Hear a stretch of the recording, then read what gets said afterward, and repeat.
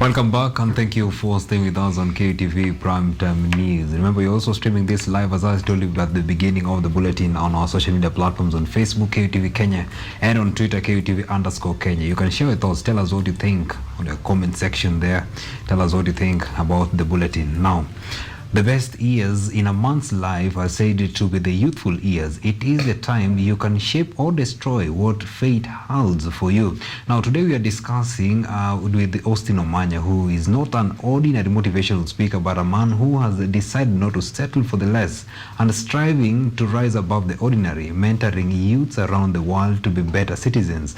And that grounds the foundation of our discussion tonight. So, Austin Omanya. Yes, sir. Thank you so much for dedicating your time for this discussion. Thank you so much for the invitation. Right. Now, we are living at a time when too many of us are bowing to the ordinary, working on jobs that, people are probably not so passionate about, where these jobs, become so exhaustive when someone getting home, so exhausted. And, it sometimes results to people, resorting to using, people resorting to getting to a drinking spree to relieve themselves. Is there any way this life can be made any better? Thank you so much. That is a very powerful question. People don't know exactly what they want in life. Sure. And apparently that is what has caused a lot of stress, a lot of depression. And you see, when you are doing something that you don't like, probably you can't be productive. Yes? But there's a way out. And the way out is very simple. Last time when I was here, I said that when we start the year 2022, write your mission statement. Because if you understand your why, right, then helping you will become very easy. If I understand my purpose so well and I identify this is what I'm gonna do for this year, even if I'm working somewhere, if I have an opening, an opportunity somewhere, but I don't like that place, my why will basically channel me towards where I'm supposed to go. So there's always a way out. If you have clear, defined goals, my friend, it may be late, but I'm telling you, at long last, you're gonna be there. Right. Now, probably this would lead us to the next question, where you find that for most youth, life has not taken the course that probably they anticipated in life. And, so what I want to know is, what are some of the things that the youths can leverage themselves on to unhook themselves in this crisis of unemployment, rather in the crisis also of settling for things or standards or jobs that they might not be so much interested or passionate about? Thank you for that. I think the youths, as we speak, are in a quagmire. They are in a confused state completely. And I still come back to the nation. We are looking at the state of the nation, especially when you talk about future. You can't deny to talk about young people. Young people are hovering outside here. People who have got good grades, people who have, graduated, even 10 years ago and still are jobless. Sure. But what do we do? Should I sit back? Should you sit back? Should the president sit back and watch? We have to do something. I mean, there is a lot we can do as young people. Number one, I said, and still I make it very clear, that formal jobs are diminishing every day. And if you went to school and you are thinking that by going to school and getting that degree, that first class, is going to give you a job, then I'm sorry. You are out here for a disappointment. Entrepreneurship is the way to go. Right. Entrepreneurship is the way to go. Because if I can't get a formal job, should I sit back at home and then start lamenting that the government has not provided a job? No. I have to do something. Then again, this country must now think of the right education system. Because the times when we were being pushed to go to school, to get good grades, to go to universities, and then after that you look for a formal job, is long gone. Which means right now we are supposed to produce a boy or a girl who can stand on his or her own. Yes? And that is why CBC may help, right? If it is implemented with the right mindset. Right. Then maybe finally, for me or for the young people of this nation to move forward, which means we need a changed mindset. And a changed mindset means whenever you are going to school, don't go to school to get grades, but go to school to get skills. Right. These skills are going to make you somebody or break you outside here. Yes. Now, maybe let me just get back to your point when you mentioned about the government. We remember the Jubilee government when they are coming in power. They promised that they promised 1 million jobs every year for the youth, and the aspirants who are vying for the top seats are also making these heavenly promises for the August polls. Now, what I would really want to know, should the youth continue to cast their nets on these politicians? That's a wonderful question. I am just amazed that in the 21st century, youth still have the audacity to throw stones at politicians, and they still have the audacity to follow massive politicians. Let me tell you, following a politician is not bad, and supporting a candidate to get to power is not bad. Right. But banking your mind into politics, from morning to evening you talk about politics. When will you think about yourself? You are neglecting yourself. All right? There's something that the youth can do. You see, a country, if you look at the trends, whereby when politicians call rally and it is during weekdays, and you see the stadium is full to capacity, there's a problem with that nation. Right. And the problem is there's a high number of jobless young people outside there. And do you know this one can easily eat this nation? If you want to post-election violence, that was in 2007, what caused it? The youths were the people who were used to cause all this animosity.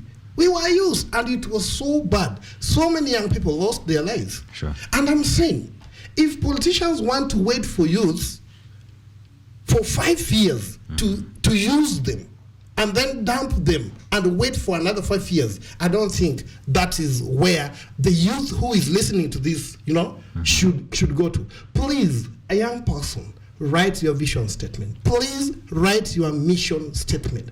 As an individual, what do you want to achieve? All right?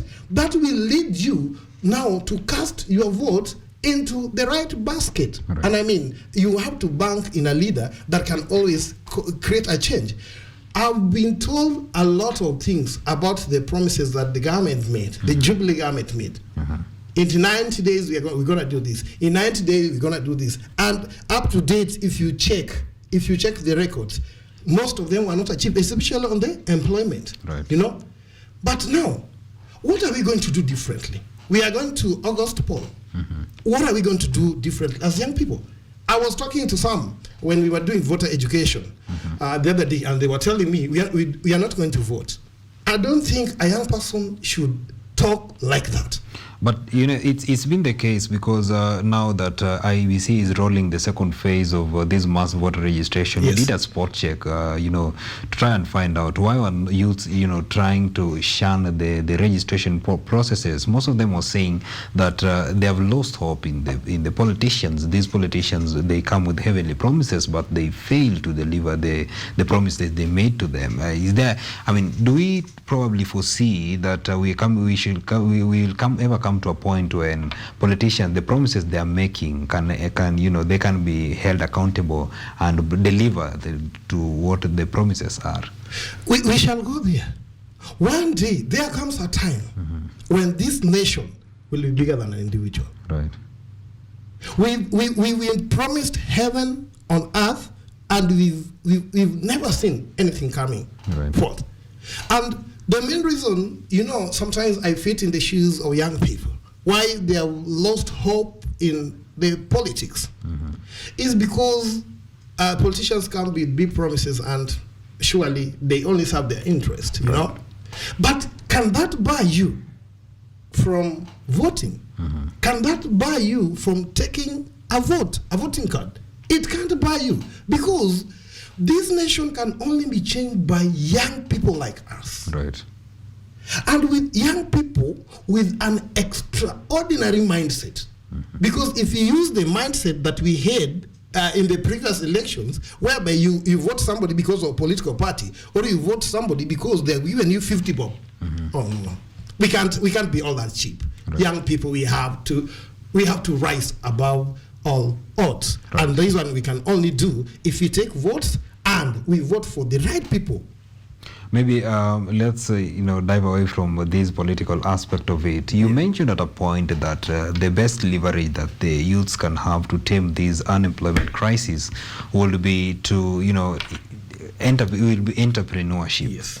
But again, when you look at entrepreneurship, most youths will tell you that one problem that they are facing as young and fresh entrepreneurs will be a problem of capacitation, the problem of finances. How will they solve this? I think the major problem is not finances. What do you need to do when you want to start a business? What is the first thing that comes on the table? It is the idea, not the capital. But if you ask young people right now, or every Tom, Dick, and Harry who want to venture into entrepreneurship, and you ask them, why are you not starting a business? Why are you not doing this? They will tell you, we don't have capital. Sure. Let me tell you, ideas is the major thing in any entrepreneurial venture. So you need to come up with an idea. This idea will inform you on where you are going to get the capital and the people you're going to work with. Right. And I'm saying this, the bigger the idea, the bigger the resources. The smaller the idea, vice versa. Right. Yes. Now, it's very well mentioned that the idea is the first and the very important thing. Yeah. But again, if you try to ask the youth, if you try to just do a good spot check with them, some of them have very, very good ideas. Yeah. But then some of them, when you talk to them, you come to realize that sincerely, maybe the problem could be finances. Do you think maybe there is some way the government is trying to, solve this problem for young SMEs, for fresh SMEs to find a leverage where they can get, finances to fund their ideas to come into fruition? Yes. If you look at the government programs right now about entrepreneurship, there are several. Because I remember we had a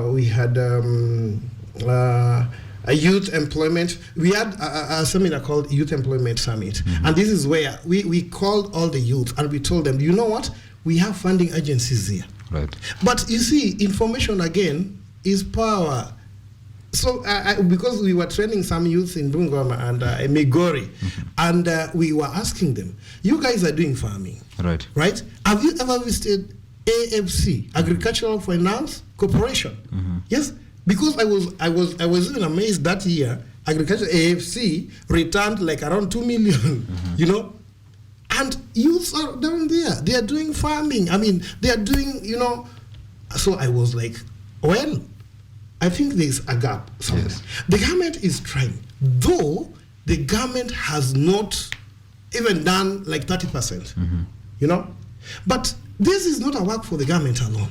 We have the private sector. Right. Private sector should also come in and, and support this. If you tell me today that, money will be in your pockets if you elect me, you are lying to me. Right. Because the economical environment is what we are supposed to be focusing on. So I think to some extent the government has tried, but I think they have to do more. Right. There's still a huge gap, and the government still has a lot to do. Right. Maybe just to borrow from what you said, that information is key. Yes. You come to realize that, again, there are some of the funding agencies that you just talk about here that after a financial year, they are returning money to the treasury. Yes. Because some of the youths didn't go for this exactly money. Maybe that would really help to curb this problem of unemployment, because you find many youths are coming from the upcountry, coming to the city to come and seek jobs in the city, but now they don't have the information. Maybe you could help us to know what are some of these funding agencies that the youths who are watching this can get to know about them, so that with the ideas that they're having, they can knock the doors for funding from these agencies. We have several. In fact, even at the constituency level, we have the CYES, Constituency Youth Enterprise Fund. All right, the money is there. Right. You can go anytime, so long as you have the idea, and you can be given that money. Right. Okay. Then we have several organizations like FEDER, USA, ID. Oh, yes. They also have a program that supports what? The young people. All right. We have an organization like how do you call this organization? The one for German. There's an organization for German that supports young people. ADRA, we have ADRA. Right. We have ADRA Kenya, ADRA Austria, and even ADRA German, that only needs young people who are doing agribusiness. Right. Okay? And then they support them. If you go to the internet today, you'll get, I'm very sure you are going to get more than 200 organizations that can support the youth. Right. Yes. And various projects they can do with the youth. Yeah. So that mainly suggests that the youth should send themselves, go and dig this information. Exactly. And I also think that the ward administrators, the MCAs, this information should be, in fact, in every ward, we need to have what we call resource center. Right. Resource center is where you are going to get information. And then these ward administrators, they are supposed also to sensitize the youths and tell them that, you know what, if you guys want to do this, then this is the organization that you can work with. Right. So that the youths can have the information and they can apply for these funds. The funds are outside there. Right. Yes. And then these guys, again, will not help you as an individual. Sure. You need to come up in a group. Identify a common problem. Then, funding people in a group is easier than individual, right?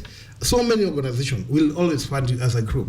But you find that when we are at the apex of politics is when we form these groups. Then once politics is over, the groups are no more, Sure. So the youth, again, should also be intentional. Right. Yes. Maybe just because of time. Yes. Because we are talking about rising above the ordinary. As a mentor, probably you have a bigger, wider projections of what the youth should be expecting in future. So, what are some of the skill set that you feel that the youth should be armed with? That you are feeling that they might be in demand in the job market in the near future. It's how you could mention some of them, for the youth to get to know, that will give them an upper hand above the others. Thank you so much. There are several skills that are needed in 21st century. Right. Number one is problem solving. Problem solving is the key skill that anyone who wants to survive in this world must possess. Why am I saying so? Creativity and innovation will only arise when you are a problem solver. Right. So, I want the youth, a society where youth look at themselves as the solution, not as the problem. Right. Because as it appears right now, we look at ourselves as the problem.